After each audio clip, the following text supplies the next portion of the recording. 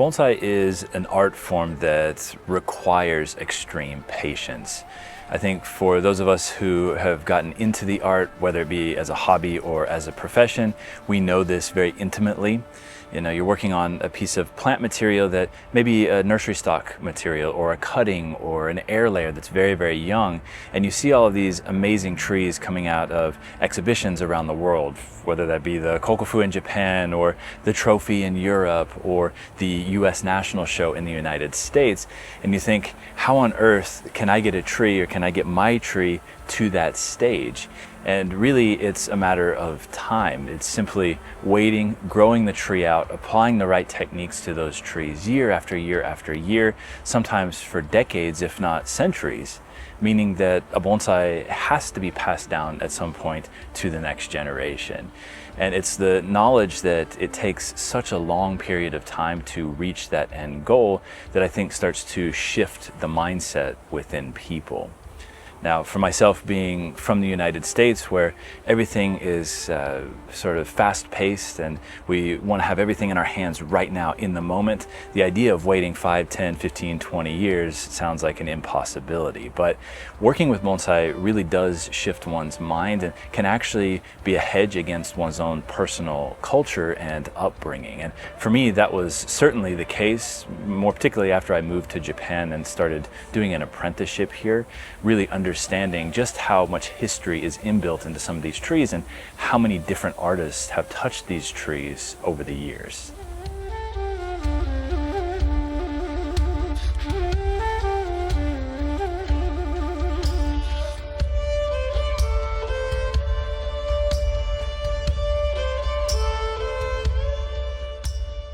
Now, for me personally, one of the outgrowths of this sort of shift in mindset around time and sort of the extension of time as it's applied to bonsai is that in my bonsai career, now having been involved, in the art form for more than a quarter century at this point, as I've focused on my career and kind of building that out over the last number of decades, I've realized that while I am working hard behind the scenes to make certain things happen, some of the best experiences and best opportunities are those that have simply come to me by waiting it out, by simply investing the time in building my skills and building beautiful trees to the best of my ability. And certain things, opportunities sort of land in one's lap as a result of doing something for an extended period of time. And that's actually what has happened recently with me.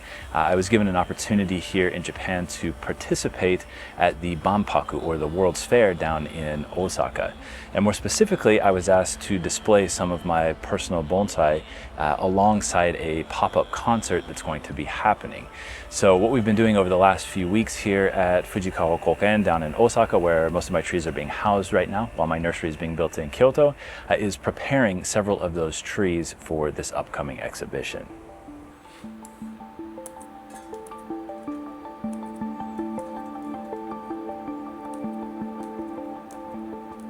Now, of course, while I've been able to participate in the Kokofu 10 and the Sakufu 10 and the US National Show and many exhibitions around the world throughout my career, this to me is one of the pinnacles of my career in bonsai thus far. Being able to show my own personal trees that I've worked on for an extended period of time at this exhibition. And more importantly, to an audience that isn't necessarily involved in or interested in bonsai directly, but an international audience that's coming from all over the globe to experience this once-in-a-lifetime event down in Osaka. So for me personally, it's an honor to be able to participate in such an interesting and unique opportunity.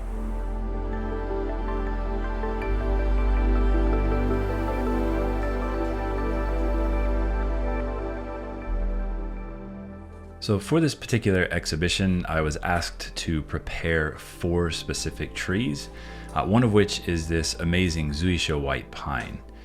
This tree was initially styled by my kohai, Michael McTagg, at Fujikawa Kouka-en a couple of years ago, and I purchased the tree from Fujikawa-san last year.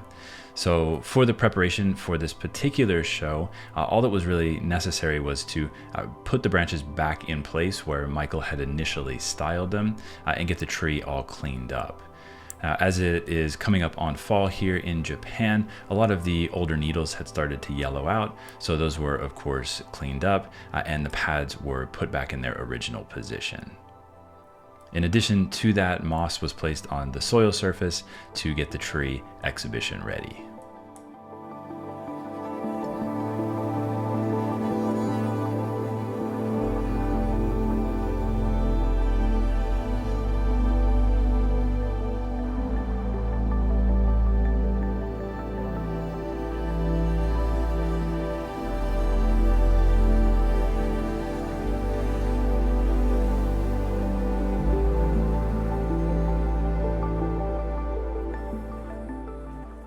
The next tree that I prepared for the show was this amazing Nasu-musume Japanese white pine.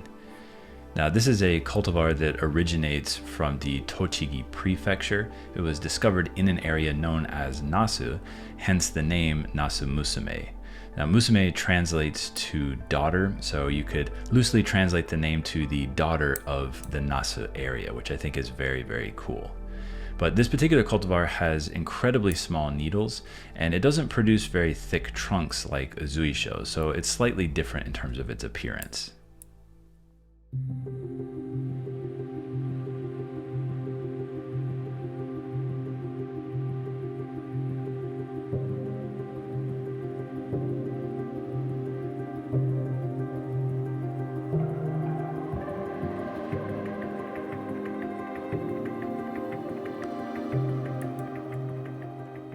The third tree that was prepared is this amazing Itoigawa Shinpaku juniper. Now, this particular tree is actually grafted Itoigawa on Tohoku Shinpaku trunk. So it has an amazing foliar characteristic and very interesting deadwood as well. This is one of the very first trees that I had purchased for the Eisei-en Kyoto Bonsai collection. So to be able to prepare it for this show and show it to the public is very exciting to me.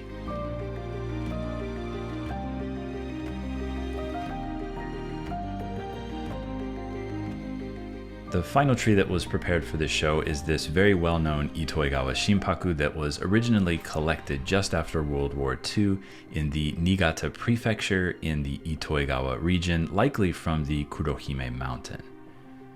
This particular tree has been shown in the Kokufu 10 a number of times over the last 50 or 60 years since it was collected, and it's become one of my favorite trees that we will soon be moving up to the Eisei-en Kyoto Bonsai Garden once it's completed later this year.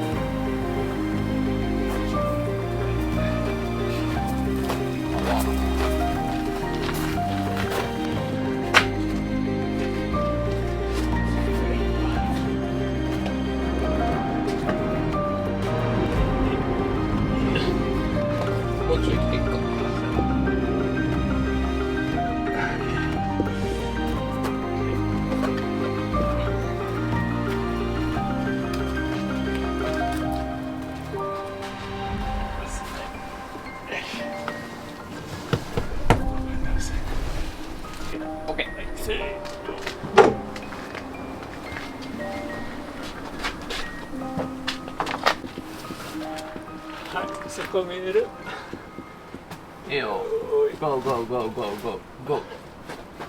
Okay. Oh, perfect.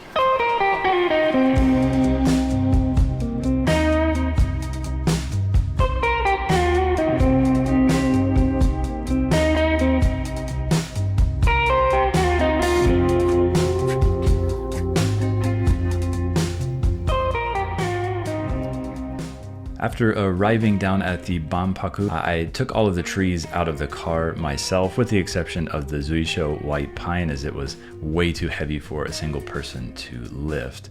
But Fujikawa-san lent me this daisha, or rolling cart here, to be able to move the trees in and out of the event easily.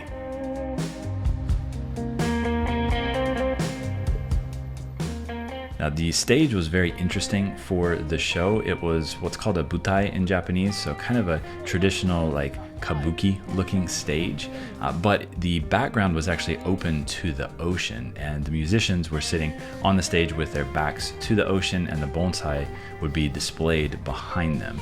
The cool thing is the ceiling of this lights up to different colors, so they could change it throughout the event and kind of match the mood of the music.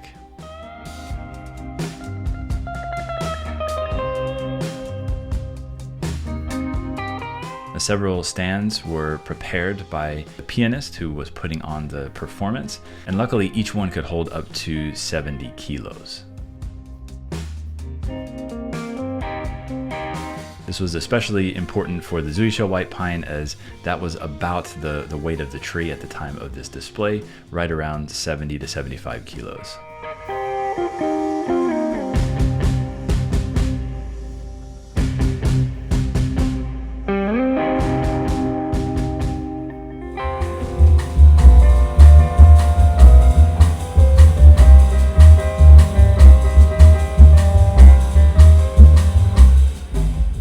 As the event started, the music began and everyone sat down and enjoyed the beautiful scene behind everybody with the ocean in the background and the bonsai sort of framing the musicians. It was a spectacular event, and I had an absolute blast getting to participate in this.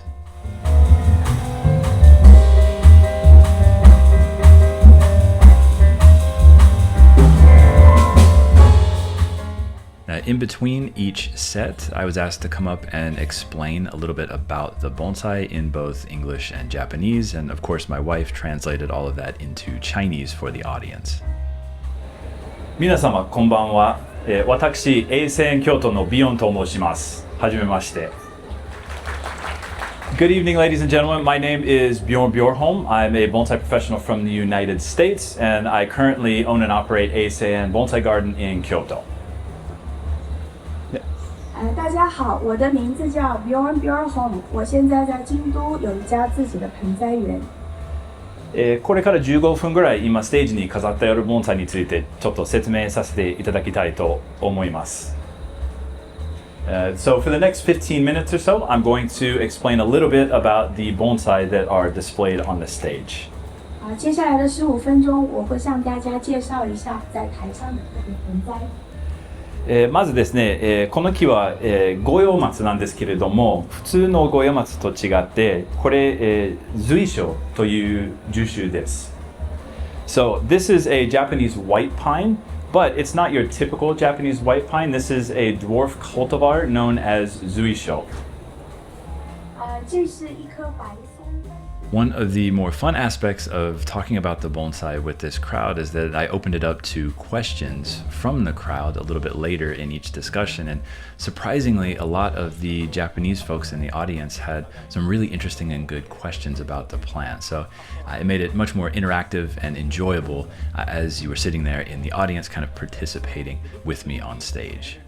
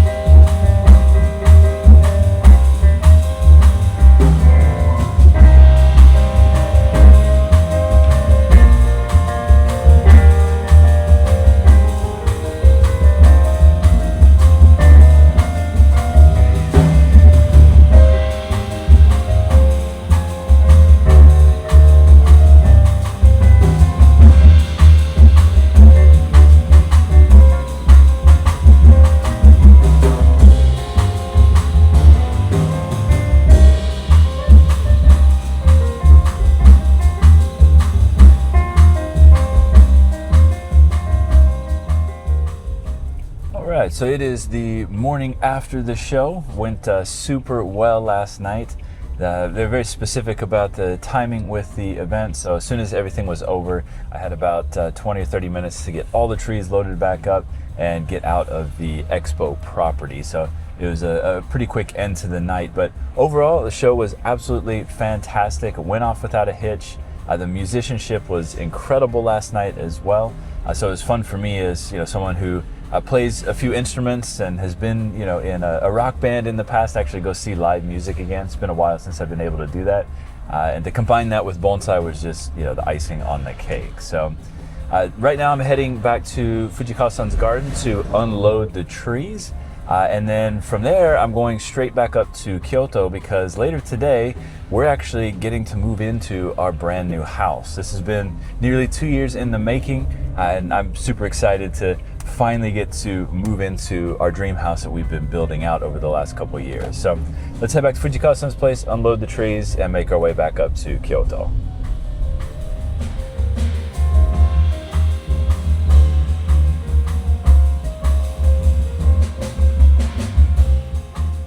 So all in all, it was an amazing experience, once in a lifetime experience, I think, as the Banpaku likely won't come back to Osaka anytime soon. So I want to thank the band and all of the people who made the event happen and made it run smoothly, including the guys at Fujikawa Kouka-en who helped me load and unload the bonsai and get everything set up and prepared. So in the future, if we are able to participate in events like this, I will certainly put these up on our YouTube channel as well as on Bonsai U. But thank you guys so much for checking out this episode, and I look forward to seeing you next time around.